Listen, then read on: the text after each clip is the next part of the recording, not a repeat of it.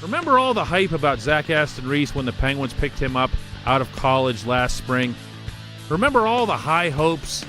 Remember the expectations that he could come in and be someone who would make an impact right away? Well, guess what? He's actually exceeding that. I'm Dejan Kovacevic. This is DK's Daily Shot, sponsored by Schneider Downs. What I want from my public accounting firm is big ideas. But I don't want to lose the personal attention. My company needs global capabilities. From a firm with local ownership. And I want to work with industry experts. Who take the time to understand my unique challenges. And that's what sets Schneider Downs apart. Expertise for the most complex business issues. With the service you need every day.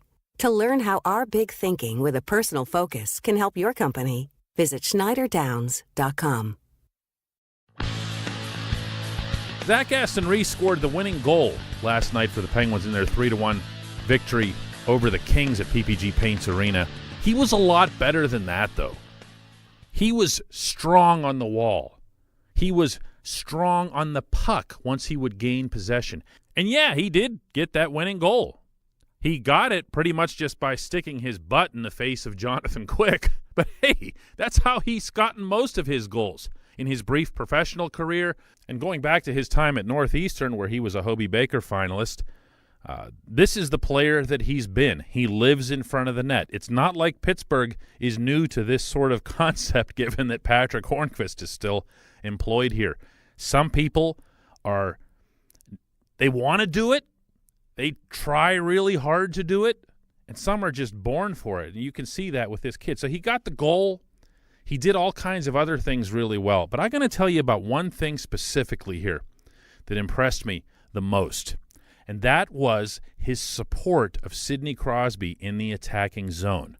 I have to tell you that when Mike Sullivan makes his list, if he were to do such a thing, of things that he likes about Aston-Reese's game, he would put that a mile at the top. And I know this because he said it, and I know this because Aston-Reese has confirmed it for me. He wants to see the captain getting give-and-go support, someone backing him on the wall, someone following him up whenever he's trying to make a move, so maybe they can collect the puck and find a way to get it back to Sid and then rotate and get open some more. Aston-Reese did this repeatedly last night against Los Angeles. He was extremely effective at it. He helped that line sustain long possession in the Kings zone. They were working to either side of Quick's net, back and forth and back and forth. That's what Sullivan wants to see.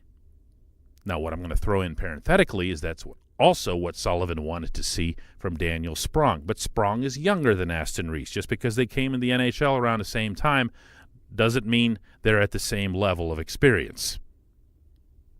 Aston-Reese has put himself into a position where not only was he yesterday advanced to the first line, but that he's really, I think, entrenched himself into this roster, as much as you can say that about a kid who's been in the NHL for a couple of weeks. He's making all the little plays. He's even making a couple of big plays. But the most important thing that he's doing is finding a way to play with the most important player. I'm going to share this with you. I mentioned to Aston-Reese after the game last night that there have been occasions over the years where people have suggested that Sidney Crosby's kind of tough to play with. And he laughs. He goes, "What? Really?" I said, "Yeah, kid, believe it or not." Because people who try to play with Sid in a completely straight line, old school, Mike Bossy, Guy Lafleur, just go down the wing and shoot it, aren't going to succeed because they're not going to cycle effectively. They're not going to grind it out with him. And the reason I can tell you that Aston-Reese had that reaction was, in addition to immense respect for Crosby, is that for him, it's not hard. For him, that part of the game is just kind of what comes naturally. And that's what the coaching staff likes, and that's why this kid is going to stick. And hey, if he keeps scoring a goal or two every other game, that's fine as well. I'm Dejan Kovacevic. This has been DK's Daily Shot, sponsored by Schneider Downs. You're listening to DK Sports Radio.